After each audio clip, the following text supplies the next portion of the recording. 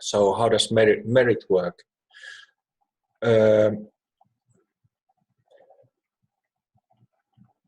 know, dedication of merit might as well be translated as dedication of or sharing of readiness.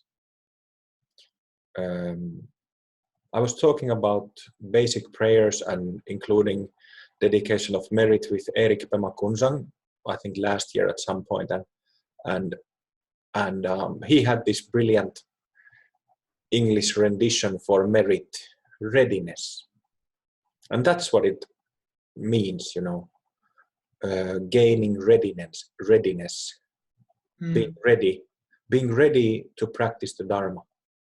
And I think merit is punya in Sanskrit. I don't remember what it is in Tibetan, but punya in Sanskrit. Might be wrong about that, but if I remember correctly, that's what it is. So I have personally never done like a practices just to increase merit. Like in a sense, you know, you mentioned that there are these simple practices or rituals just to increase merit, but I've never done those. But there are other kinds of practices. You know, if we think, what does readiness mean? It means that, you know, when we meet the Dharma and learn the Dharma, then we have readiness to practice it. So, and first of all, like I always say, that the Four Noble Truths that Shakyamuni Buddha taught can be condensed into two. So first you admit and understand and acknowledge that you're confused, and then you dig yourself out of it. That's basically what Four Noble Truths condensed into 2 points is. So I always say that if you don't suffer enough, you don't have a need for practice. You know, people can suffer a lot. You know, people, samsaric beings have awful lives, a lot of pain, a lot of mental confusion, a lot of existential confusion. They don't know where they are, who they are, where they came from, where are they heading to. A lot of people have that kind of suffering, but they might not have karma to meet the Dharma, might not have causes to meet the Dharma, and might not have readiness to practice the Dharma. So, but someone who has that readiness and has that karmic connection, you know, and understands that this confusion of mine happens right here and right here, then you start practicing. So then you're ready. It is said that, I referred to it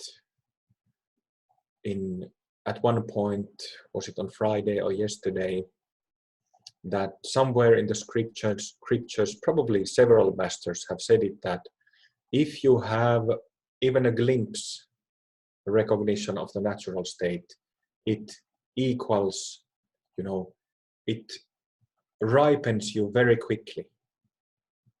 It amounts to a lot of readiness. It's sort of like having that glimpse. It's sort of like if you're submerged underwater and you can't breathe, you know, but you still have to breathe, but you're submerged, you know, you can't inhale water, but then you have that glimpse. You know, it's sort of like you know, get your lungs full of air. So you get a moment of release, but it makes all the difference because it makes your life continue a little bit further. So having that glimpse is sort of like that. And I think that's what the masters mean with that if you have that short glimpse even, it has a lot of merit, has a lot of benefit for yourself, and has a lot of benefit for all sentient beings. And it's a very rare thing, isn't it? You know, in Finland, people go to sauna, very hot ones, not like the ones you have in UK where you have 40 degrees. Over here we have 70, 80, 90 degrees of heat in sauna, so it's proper hot. So it gives a certain kind of shock to your body. And here also we go and swim in icy water, so that the top of the lake is actually, there's a thick layer of ice, and the water below it, it's freezing cold.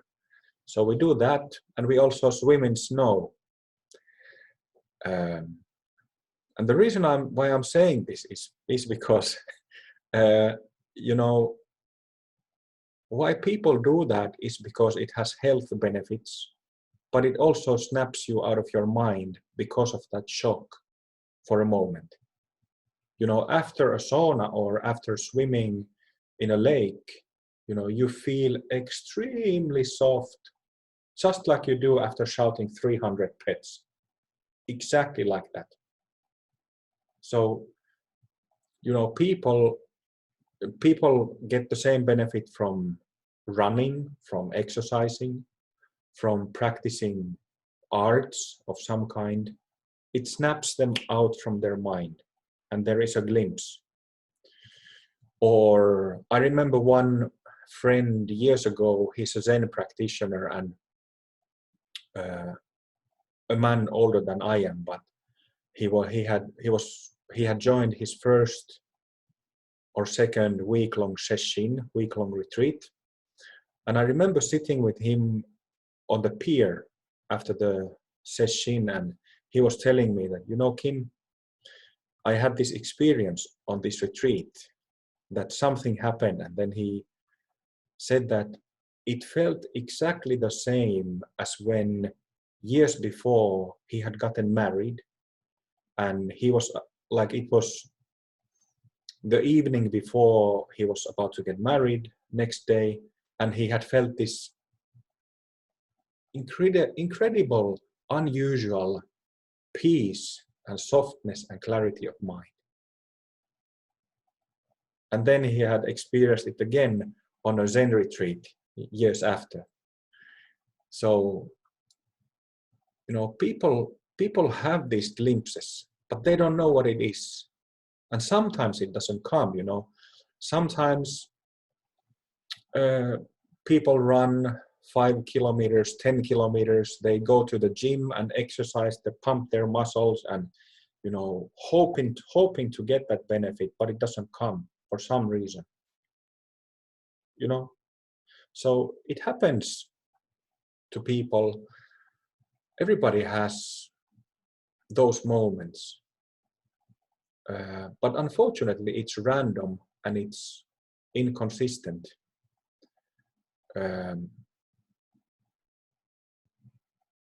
I lost my thought, just a moment.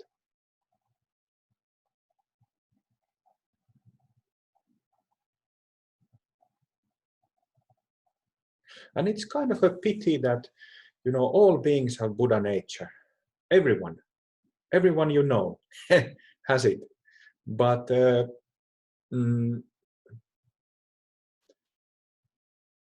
well, Buddhists would say that those who are karmically ready, karmically connected, and have merit, or are inwardly ready, they practice and can get the benefit of Dharma. And those who don't, they don't get the benefit of Dharma. And they cannot, because of that, clarify their mind systematically, even though they have that same potential like everybody does.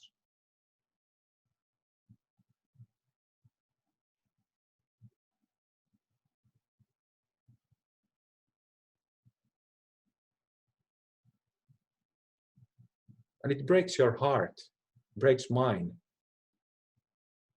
to see that people, what is it in English? Tumbling? No, is that right? Like tripping over, you know? Just people's life being a mess. You know, my life is also sometimes a bit of a chaos, but it's different. The more you have clarity in your mind, the better you can deal with that stuff. The better you can, you know, when there's no emotional stirring, and you know, I'm not saying being distant and not being emotionally involved. I mean that if you have difficulties and hardships and problems and illness, whatever in your life, it just feels different when your mind, when your heart is clear. You don't get so much confusion. You don't get confused. But it's heartbreaking to see that in people, in friends, in relatives, in people you don't know. Isn't it?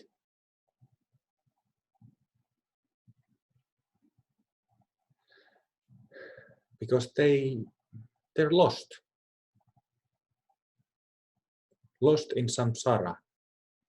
That's what it means.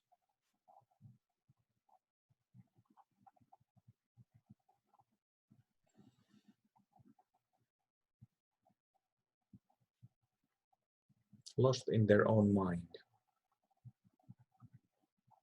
Lost in the realms of transmigration, going from anger to anxiety to some like pleasure, going from pleasure to desire, going back to from desire, going to pleasure, again desire, then you don't get the pleasure and you become angry and anxious. Lost, lost, lost.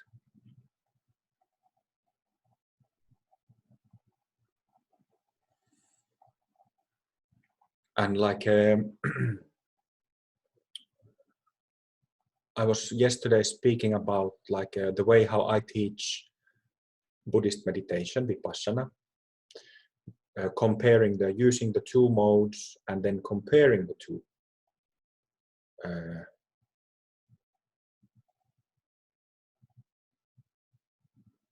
So people caught in their own samsaric mind, you know, they mostly have the second mode, self-based mode. Maybe at moments when a person loves somebody, although love also like a relationship of caring, like a romantic relationship or romantic relationship, it also gets often stained.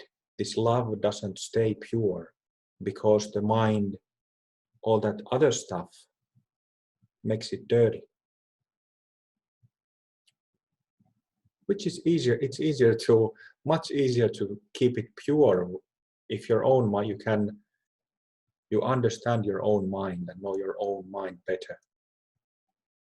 Then also a romantic relationship stays better. But if that know-how is not there, we all know how it goes. You know, in Finland, the rate for divorces is over 40%, which is pretty high. You know, there you have it. And the rest of them, 55 or something percent people who stay married, are they happy? Are they calm, content?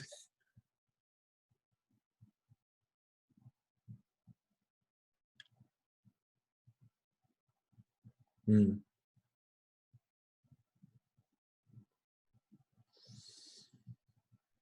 And how it affects oneself, how it affects the family unit.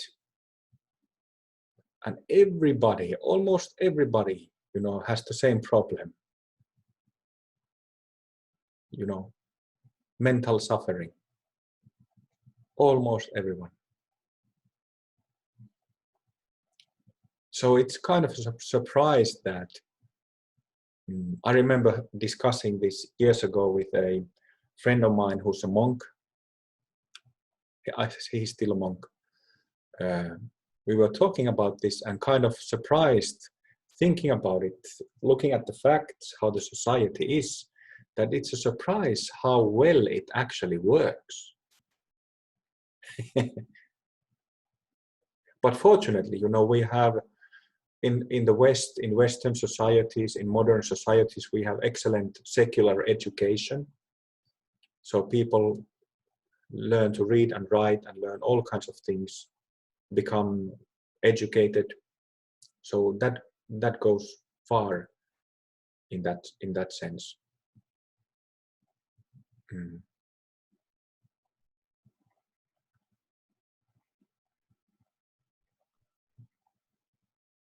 But it's also a pity. I felt very anxious about it myself for a long time, because I have all this knowledge and all these practices to share, and I was, in retrospect, I can say really, really naive, because I expected that, let's think of two-part formula. One thing, dynamic concentration, other thing, Bumi model, third thing, like our core practices like this. Because I knew from what I had seen in Buddhism and in other types of yoga and meditation, I knew that, oh, here we have three excellent solutions for really core problems that, you know, the vast majority of any kind of practitioner suffers of. We have excellent solutions. And I was really, really naive to think that you know, Buddhists of the world would embrace these solutions. They didn't. Didn't go as I had planned at all. And it made me extremely anxious for a long time. Well, as some of you know, I was divorced last year, so I'm in the statistics also. And I divorced second time. So I've had I was really stressed out for years. I had insomnia for 6 years and a bad burnout for 3.5 years. So I had other problems as well. Oh, I lost my thought again. Yeah, but it increased my stress and anxiety because it felt so bad for me that, you know, I tried my best to offer what I had to offer to Buddhist practitioners, but very few took it. So then later on, I realized that it was naive of me to expect that these solutions would be welcomed and embraced. But it also taught me something really important about samsara, the way how samsara is, and the way how samsara exists in dharma as well. In dharmic culture, in dharmic society. Practitioners, as long as, like I always say, as long as we are not mahasiddhas, by definition we are samsaric beings. So it kind of proved my point, actually. Years ago, I published a Bumi analysis, like a set of famous teachers who I had ranked according to Open Heart Bumi model. And it enraged a lot of people, infuriated a lot of people. I regret that also, that I did it, because it didn't do any good for the model. But like I said yesterday, that I've done literally thousands of Bhumi analysis on people, on practitioners, on different kinds of teachers. So I can see quite easily where somebody is on the stage of, on the map of insight on open heart Bhumi model. But that all these things were rejected by the larger Buddhist community kind of proved my point. Because the farther you go in your progress of insight, less fundamentalistic you are, less rigid you are in your beliefs and views.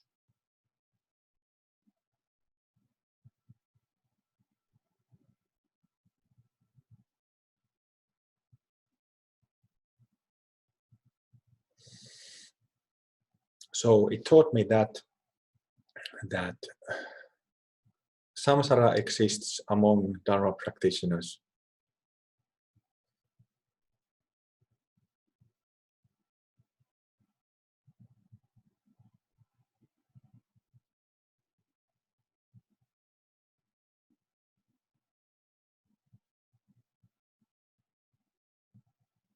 And it's a good question whether, you know, we have to be really, we have to have, what do you call those when you have a bug and it has these antennas?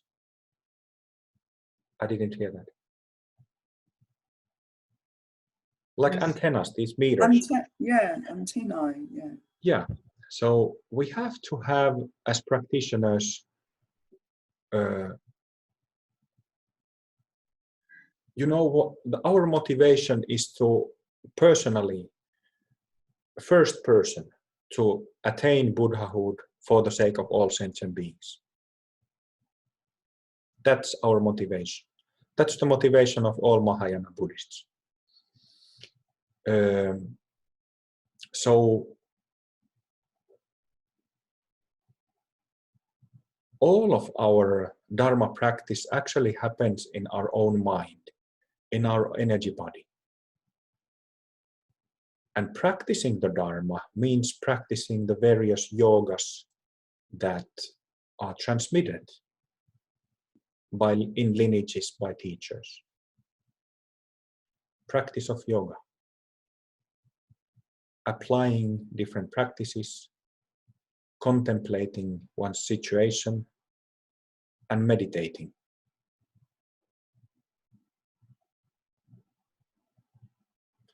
What I meant with the antennas is that, you know, we have to have, just like bugs have, very sensitive antennas.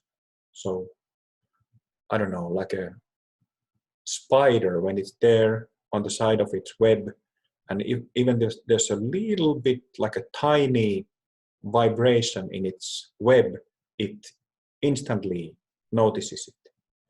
Same thing with practice of yoga, different yogas, tantras, meditations, that we have to be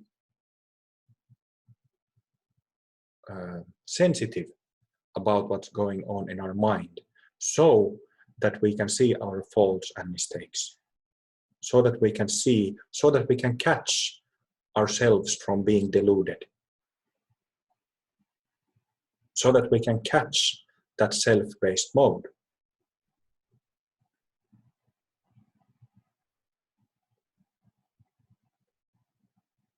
And at every stage, you know, we can think of the path as, we can think of the mind having a gross form, then subtle form, and very subtle form.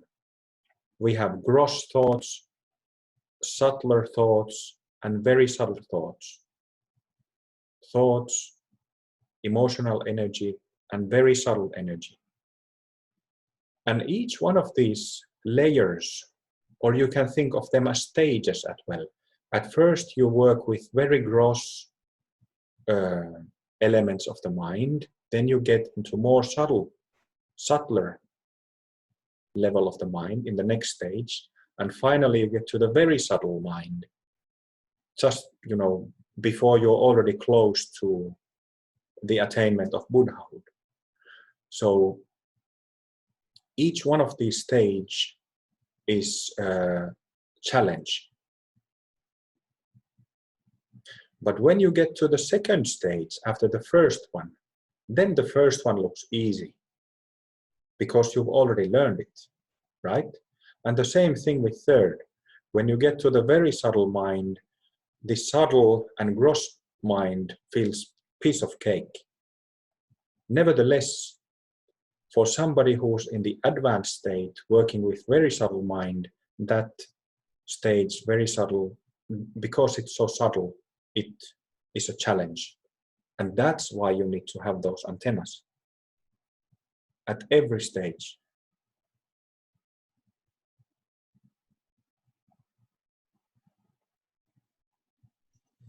And this is where, speaking of the two modes of the two-part formula, this is why it is extremely useful to be able to recognize the selfless state, natural state.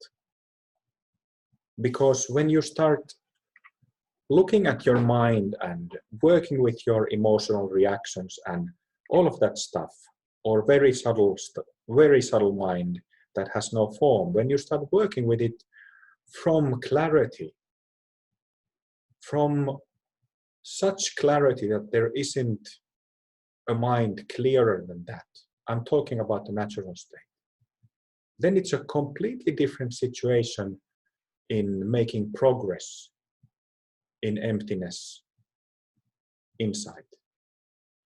If this is my criticism to all those practice systems that start from shamatha, like traditional shamatha, concentration techniques. You know, shamatha is not the natural state. Like when you have calm mind, where the thoughts have retreated into the periphery of the mind, and you have like one-pointed concentration, that is not the natural state. That is not what you access with dynamic concentration, where you literally make a hole in your karmic body so that Rigpa appears through that hole. So when we practice shamatha from Rigpa, from natural state, it is much more, it works more efficiently than vipassana from shamatha.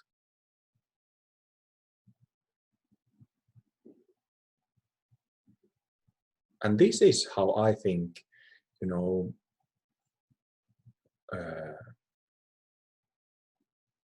I think some Mahamudra and Dzogchen teachers still teach like that. But I think it was emphasized in the history more than it is now in the present culture of Dharma.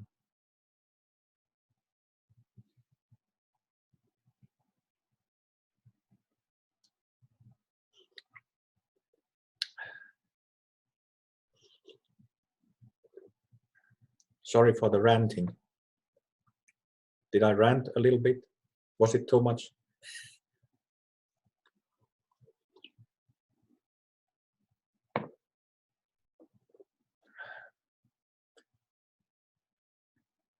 I don't even dare to take a look at my blog nowadays because there's so much angry stuff in there, you know.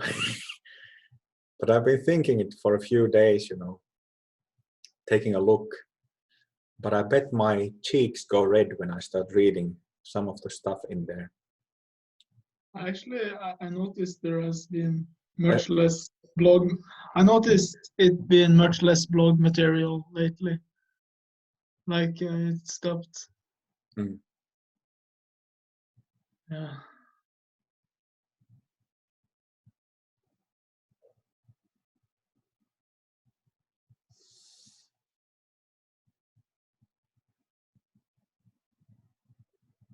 Could I ask another question, or are we going back to practice? Go ahead.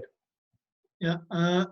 Yesterday you talked about these 4 stages of Mahamudra, and there are this 3rd stage, which is one taste, which seemed to be like a stage that kind of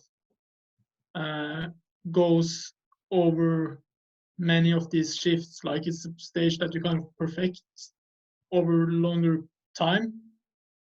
And then there is the 4th stage. I think it's like no more learning or something like that. Is that the end point, or is that kind of an advanced stage of the practice that will happen later in the practice? No more learning. I think it's what it's called, or wisdom or something. There is there are different because in Kagyu school of Tibetan Buddhism, which is the Mahayana tradition at large, there are many sub-schools, subsects. There's like 20 or 25, something like this, different Kagyu schools. I have usually the main 4 stages of Mahamudra are Shamatha, Vipassana, one taste, and non-meditation. Yeah, okay, non-meditation. So I guess it depends how you define it, what it means. And we also have to remember that, in Pemako, the practices are different. So the stage, so understanding of the stages is also different, inevitably. They overlap more. Like, for example, well, if we think of Shamatha and Vipassana, the way how it would relate to Pemako style practice would be that with Shamatha you first develop calmness, which we don't do. Like I just said, we don't practice Shamatha in the traditional sense. But what that Vipassana means is that just like we start practicing seeing through the subject, first bhumi, opening, then we have object selves, which is the next 5 up to the 6th bhumi. So you open those, and so at that point, when you start opening 7th, then it goes to substrate consciousness, which directly, well, okay, I won't say that. So if we think in traditional Mahamudra stages, the second one, which is Vipassana, it's kind of like saying that the terrain of that practice in Pemako terms is from bhumi 1 to bhumi 6, opening and perfected. But there is one difference in our style of practice because of dynamic concentration and Tantra together, which is that we can open all the bhumis all the way to the 13th, like very quickly. So we have like I often say, we have these bhumi plates on top of each other, and we make a small hole through all of them. And this makes the 4th stage of Mahamudra, non-meditation, already, much more evident and a living experience, not all the time, but at glimpses, already, much earlier on our path than it is in Mahamudra path, traditional Mahamudra path, because Mahasiddha bhumis enable that. And then one taste, I would personally say that, like in my experience, like I have explained what one taste means on this retreat, right? It means that in the place of our samsara, we see and experience nirvana, liberation. So in my experience, when you really grasp, when you really see that basic point that samsara is nirvana, is when the sixth bhumi is perfected. And then it clarifies even more when 7, 8, those first bodhisattva, like lower bodhisattva bhumis are perfected. 7th, 8th. Then you really understand one taste. Okay, this is samsara, and just like Dzogchen masters, they speak of what is it like when confusion arises, delusion arises, it is instantly liberated. They say phrases like this. So that's what happens with one taste phase, that samsara becomes nirvana in a blink of an eye. When something like some form of some subtle form of self comes up, and you become aware of it, poof, it is already liberated. That is like vipassana of the one taste stage. And then non-meditation, well, you can look at it as from the point of view of before Buddhahood and after it. Before, you can look at it as like you can rest in the natural state, in the recognition of that, while you let the rest of the stuff, the subtle stuff, you just let it integrate. It's sort of like a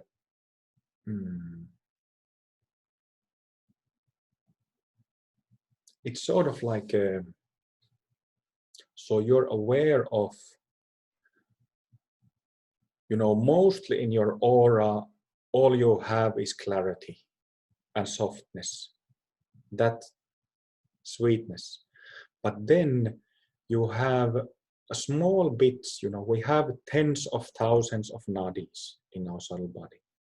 But at that stage, if we look at pre-Buddhahood vipassana, like you already are in non-meditation, but you still have some bits hanging out, some bits of karma left.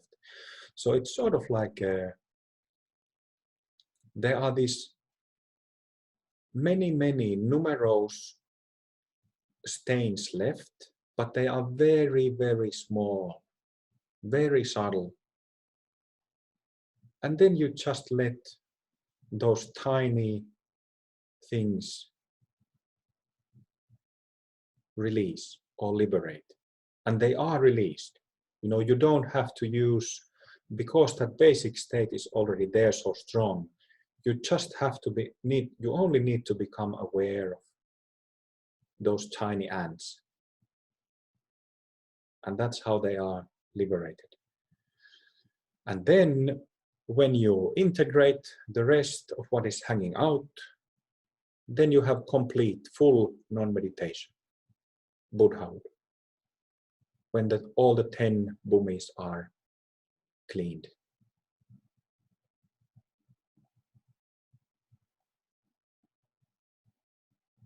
So it's both the end but also part of the late practice, like What is?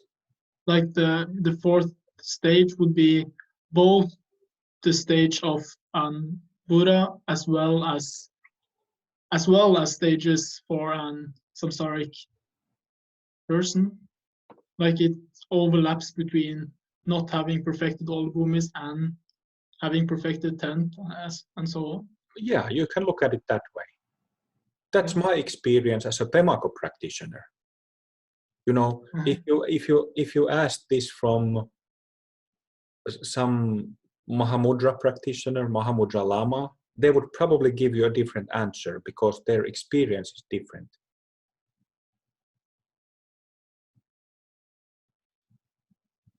I remember my teacher, Sivakami, she used to say that, all practitioners aim for truth or reality, to understand reality, and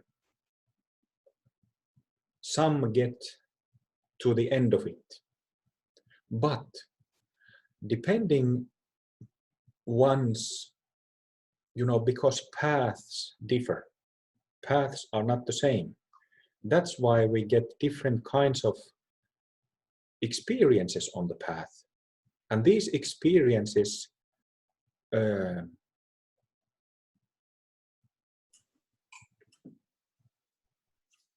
make our path unique. So if you ask about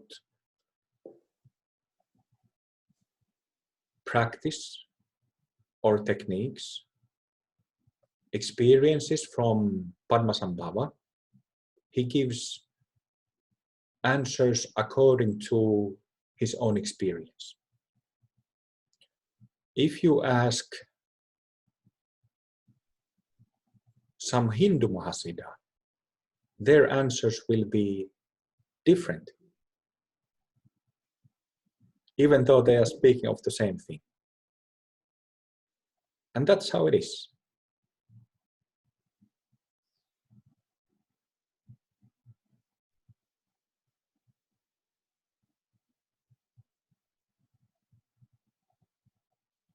So, Kim, in other words, it's the same process as you go along the path, except the more advanced you become, it's just faster and more effective. But it's the same process as in Vipassana, Yes. Shamatha. Yeah. Yes. So it just improves. It just gets more efficient. In a sense, but just like I said, that all three stages are all challenges. There are challenges, definitely. And the challenge with a very, very subtle mind is that it's very subtle. It's hard to see, hard to perceive. But that's certainly the case. Buddhism is all about Vipassana, all about insight.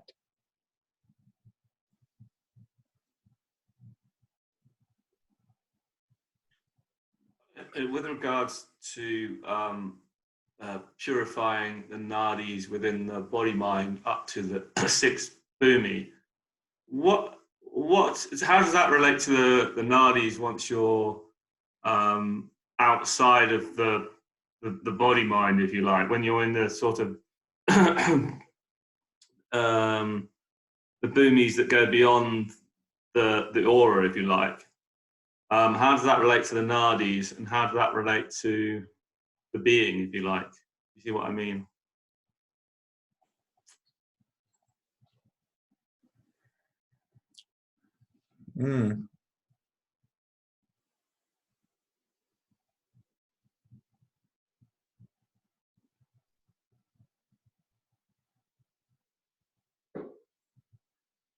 So your question is that, did I understand it correctly, that we have aura? Yeah. And how does the nadis outside our aura relate to bhumis?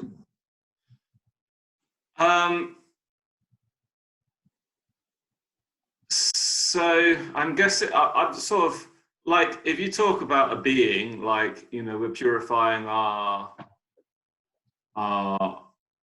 nadis within our body mind, within our aura. I mean, one way you could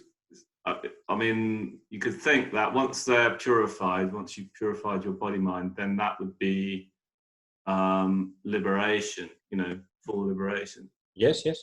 But it seems that maybe it's like the aura just encompasses all of the 13 bhumis. Is that the idea? Okay, so I will explain it a little based on what I know.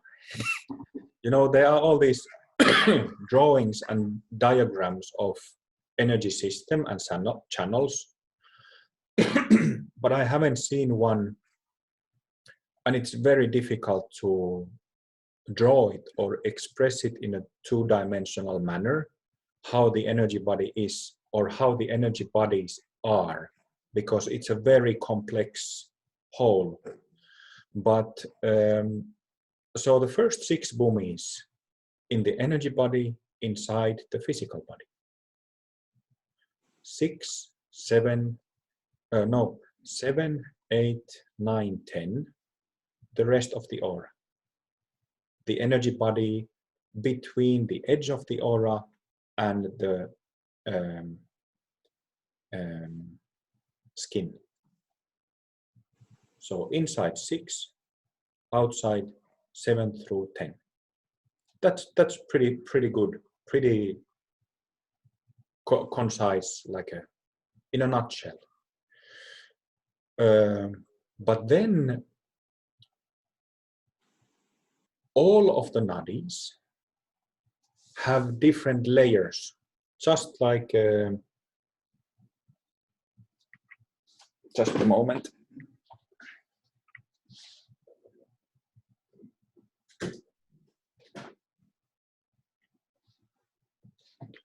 Here I have a guitar line, and all nadis are like a, you can think of electrical line or any type of line. So inside here, there are layers. There is the outer layer. Maybe you can see that there is this white part that is on top of the black one. And so we have white here, black here, and inside the black, you have different layers of, I don't know what it is in English, like different sheets, different layerings. But the core here, inside here, the very core of it, there is some kind of line, or I don't know what to call, like the core of the line, there is also the core. If we think in terms of nadis, nadis are exactly like this. So the core of every nadi, all of those tens of thousands of nadis, is pure, which means it doesn't get stained by karma, doesn't get stained by samskaras, doesn't store samskaras, habits, patterns, but relates to Mahasiddha bhumis. And then there is the outer layers of nadis, the white, the black, and other layers that do store karma and samskaras.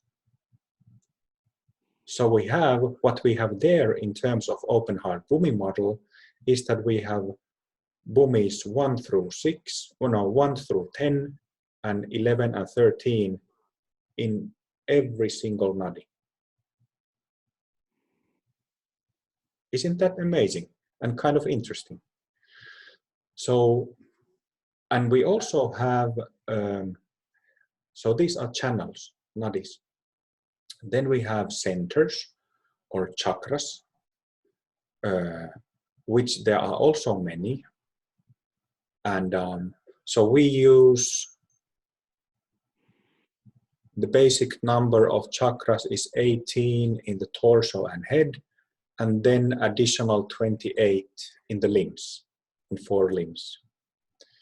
But there are many more chakras. That's just the way how we practice. But so chakras consists of, it's like a bundle of nadis, or like a,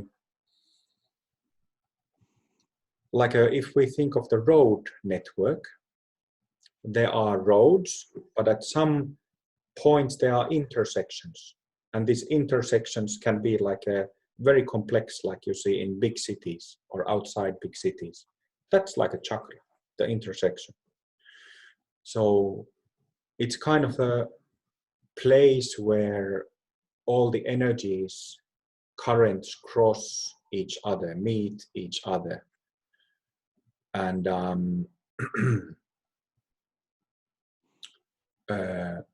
but nevertheless, all of these centers are made of nadis, and just like explained, it has outer levels and the core layer. And then there are also centers, what I call Chokchen centers, Chokchen chakras, as far as I know, in the belly, in the heart, in the head, and the fourth one in Mahasiddha Bhumi is high above the head. And these are the centers that we use in Chandali practices. Those of you who have learned Chandali already know this. And so that's just a way. And these Chokchen centers are then again connected with these ordinary channels and ordinary chakras. So they are kind of like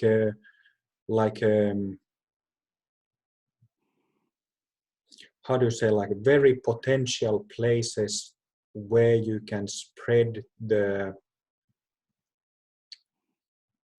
mantric charge from. That's why we use those three and the fourth one above. And James's question was, what was it again?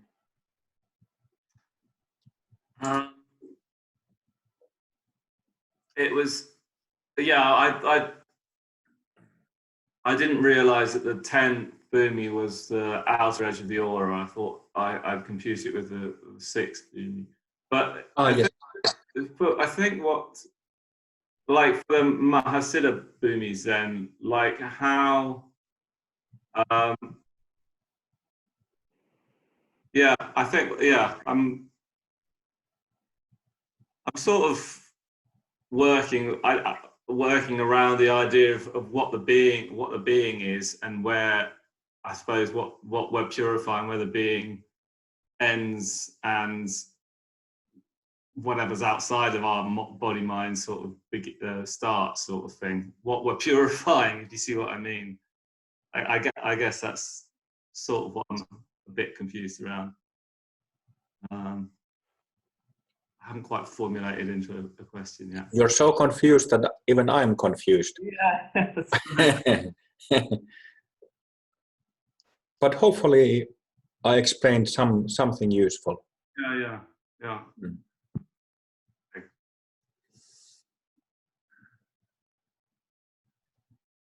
But shall I ask? One more thing, but it's also perceiving of the subtle body. What I just told you is something that, you know, perception of the mind, meaning perception of the subtle body, it comes with practice. So what I just told you, I didn't read from books. And it will be the same for you. When you are in an advanced state, whatever state you are, you start perceiving more, you start seeing more, feeling more. Yourself.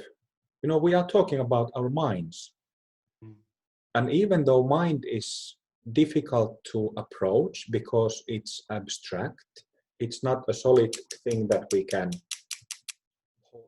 grab a hold of and feel. It's abstract, non-physical thing.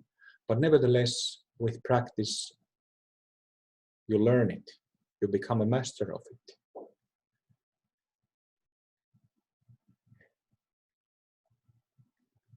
Maxim, go ahead. I had just a little question about the conduct during the retreats. Mm-hmm. I mean, you know, with usual regulations like no phones, no newspapers, no internet. I just wanted to ask, what are the principles behind these regulations, so I could understand them better and avoid doing something or not doing something during the retreats and my daily practice. Is it understandable? Yes, very. So the meaning of a retreat is to set a perimeter. Perimeter? How do you say that? Perimeter. Do you understand that word? So you're setting a perimeter so that you can practice more efficiently. But it depends of your stage, doesn't it? Like everything, that if you are already in natural state and carefree, very advanced, like you are, Maxim, no problem with newspapers, no problem with internet. Well, I often notice when I binge watching some TV series, TV show, it's after a few hours, the head is like, so samsaric stuff somehow getting rolled on it, and well, it becomes more sticky. But it's also that you get from music and television and movies. In my experience, at some point it stops having an effect. I mean, at some point in the practice. But does it mean that now when it causes this effect, I should avoid binging TV series or newspapers or something? You can decide for yourself what works for you better. The hardest thing about it, about everything. Okay, thank you.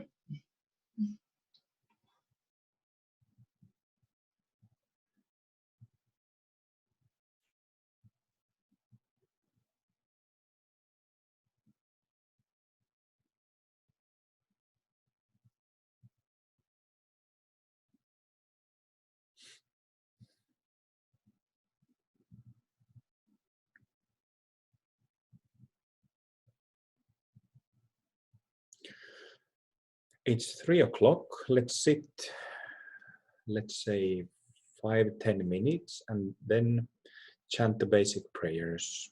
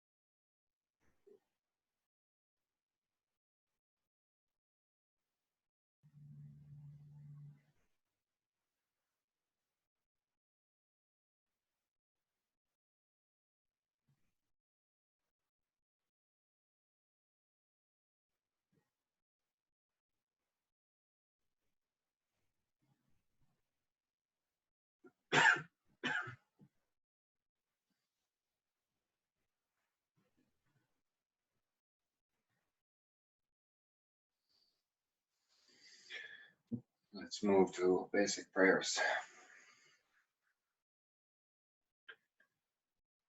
I take refuge in the Guru. I take refuge in his pure land. I take refuge in the Buddha. I take refuge in the Dharma. I take refuge in the Sangha.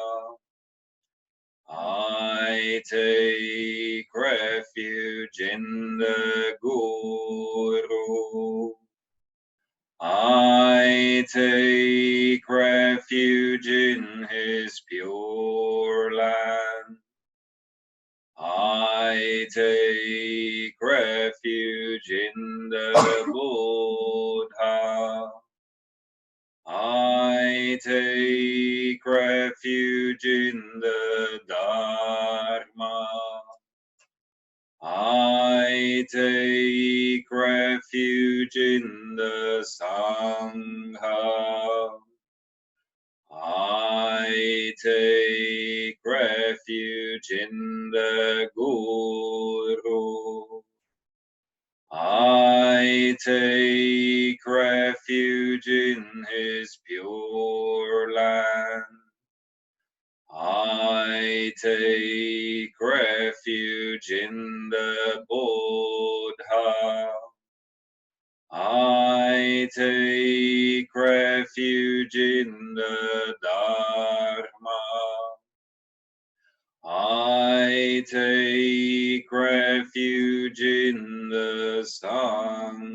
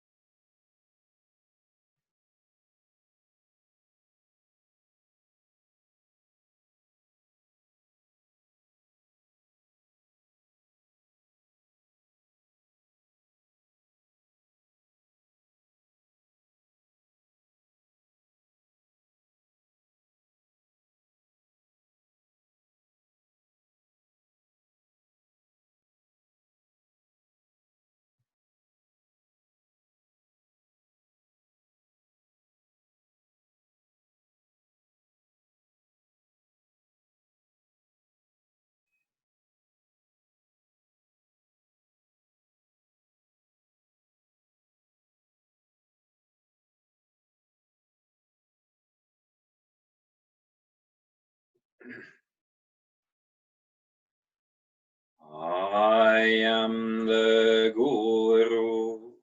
I'm in the Pure Land. I am the Buddha. I am the Dharma. I am the Sangha. I am the Guru. I'm in the Pure Land. I am the Buddha. I am the Dharma. I am the Sangha. I am the Guru. I'm in the Pure Land. I am the Buddha. I am the Dharma. I am the Sangha.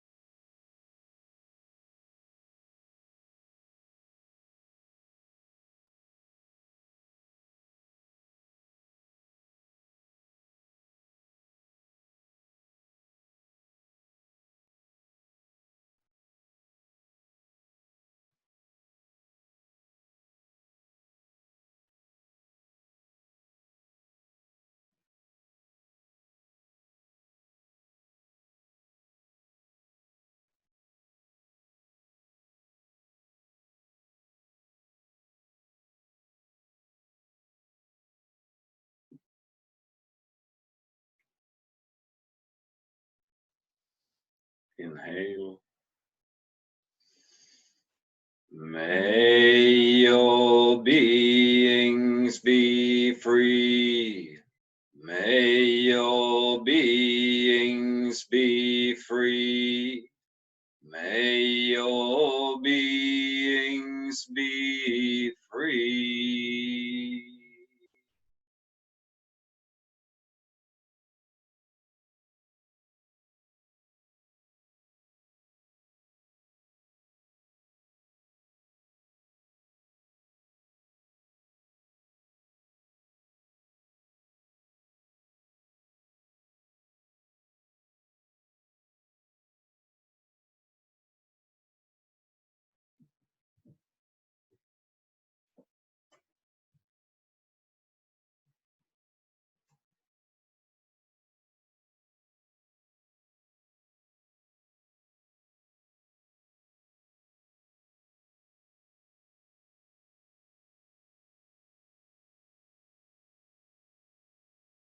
Inhale. All beings are free. All beings are free. All beings are free.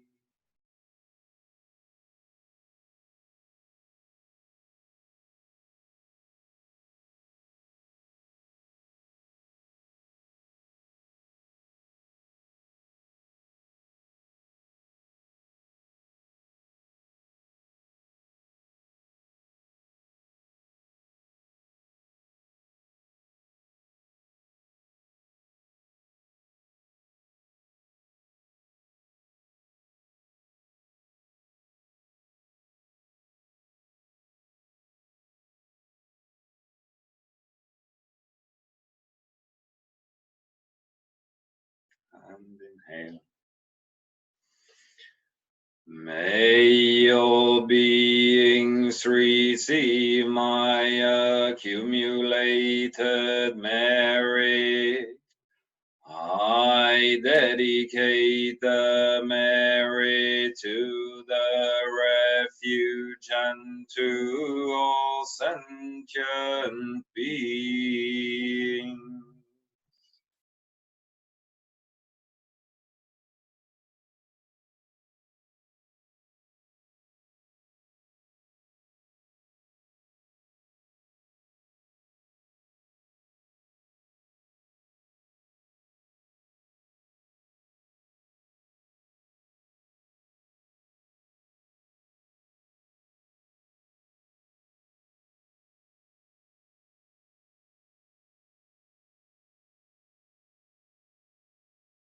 And palms together.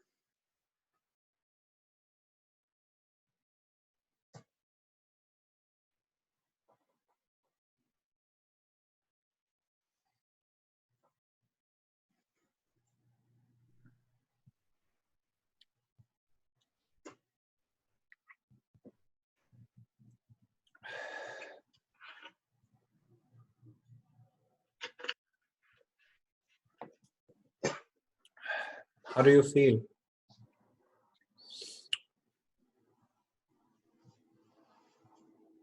Good, but a bit tired.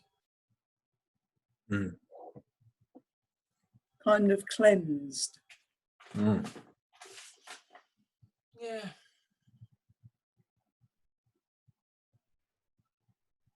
I feel kind of solid, Mhm. kind of grounded.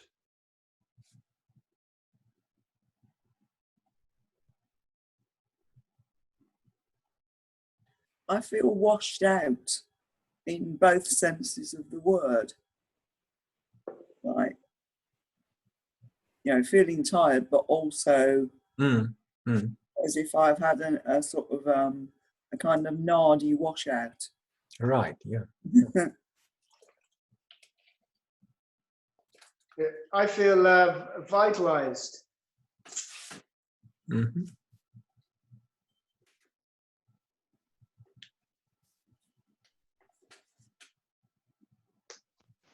I feel very much at ease and felt very, very tired yesterday. I slept for 4 hours immediately after the session yesterday. It's ideal with this lockdown for actually doing it, because I find that I can just actually probably internalize a lot of what you're saying and what's going on. And it gives me an opportunity as well just to sit back and just internalize it. But I feel very, very calm. Yeah. Yeah. Are you able to deliver some biscuits and chocolate to the neighbors during the breaks, Joe?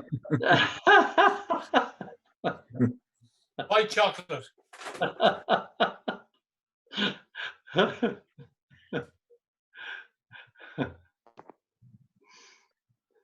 You could just leave them as little gifts in random places around your 2-kilometer neighborhood. That's how Christmas started, wasn't it? There was some like I forgot the name of that person, but there was some kind Saint of Nicholas, Saint Nicholas. Okay, he was leaving gifts in front of doors. Okay, yeah. I guess it is Saint Nicholas. Yeah. He had a big white beard.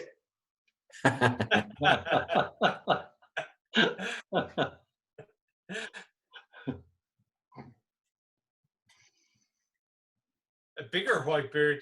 It's getting bigger, all right, isn't it? Lockdown beard.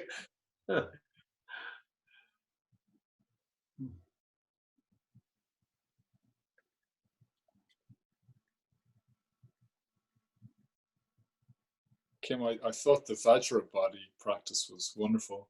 Yeah, I really noticed the kind of the clearing out. You know, when you talk about the 3 bodies, bringing the Dharmakaya into the physical body and the energetic body. I thought it really was very clear. Yeah, it's good. Yeah, that's funny actually. When I was doing that, when we were sitting, I was managing it okay, and then when we moved to stand up, I couldn't get it as easy. It wasn't as easy for me to get the Dharma body and to breathe the light down and to disperse it. I don't know if it was the move from sitting to standing disrupted it for me, or if I just lost my concentration. Because actually, I guess it's quite a concentrated practice, isn't it? It's quite, for me it is anyway. Yeah. But you will learn it, and there will be no difference whether you're sitting down or lying down or standing up. Yeah. Okay. Yeah. But it's a curious thing. Speaking of Vajra body, and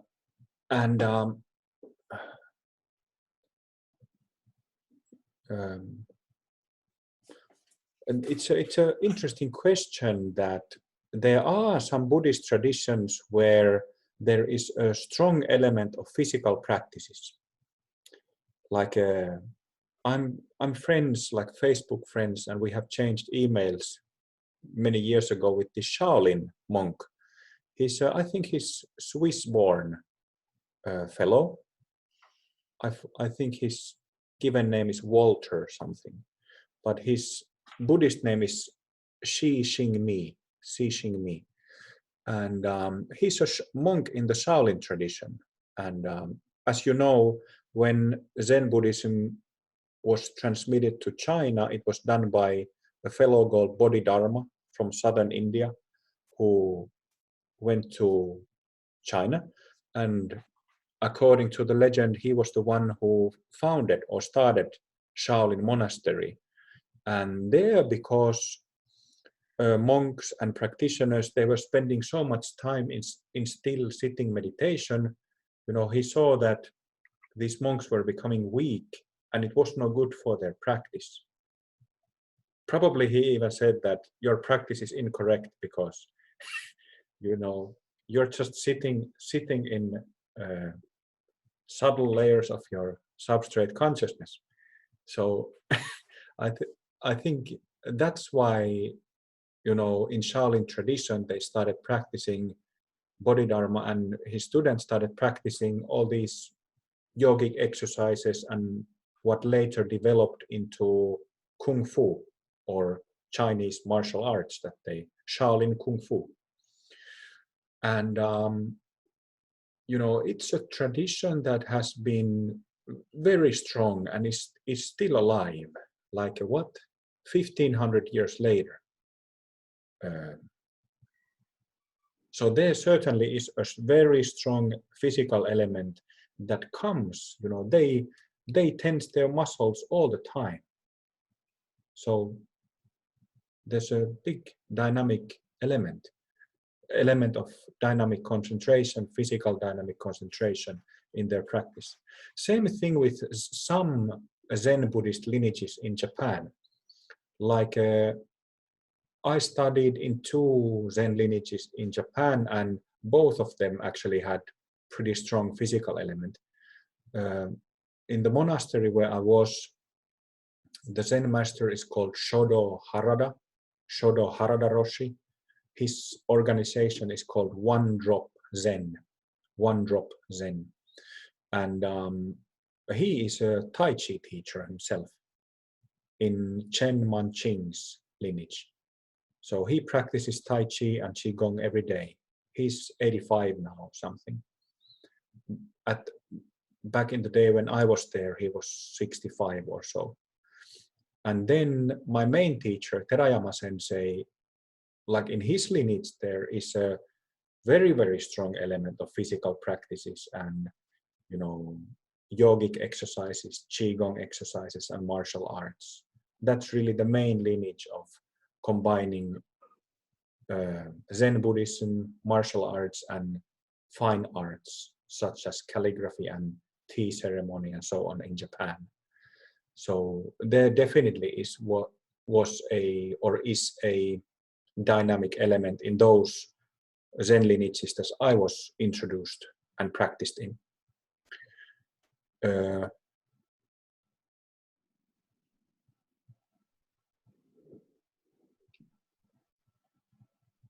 I remembered that there is one branch of Chinese Kung Fu called Wing Chun, which was actually founded by a Buddhist nun back in the day. But I don't know if they still practice Wing Chun in some Buddhist monasteries or something.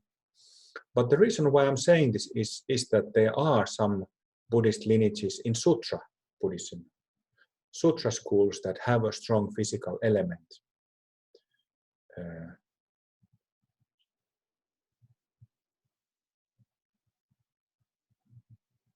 Definitely benefits in that, spiritual and health benefits.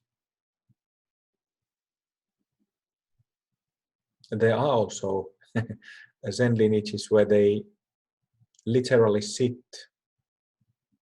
16, 17, 18 hours a day, every day of the year.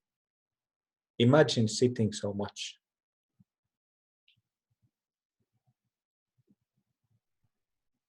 But that's pretty extreme. Those temples are rare, but such temples exist.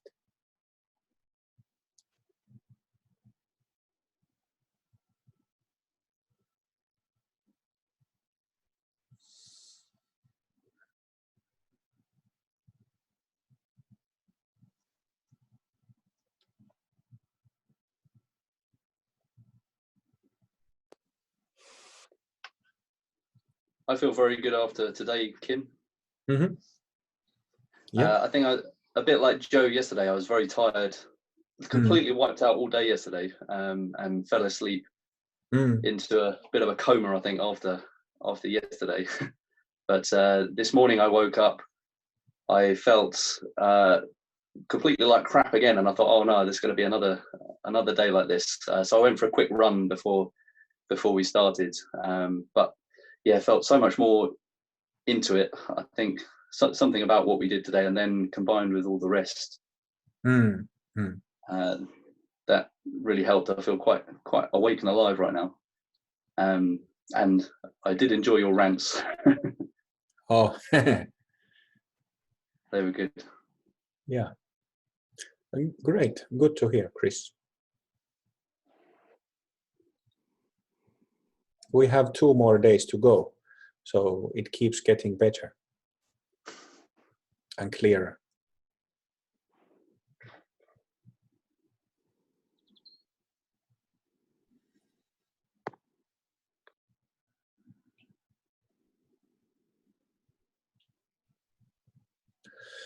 Okay, people, thank you for today. Thank you for your company. Thank you for good practice. And see you tomorrow. Thanks, Kim.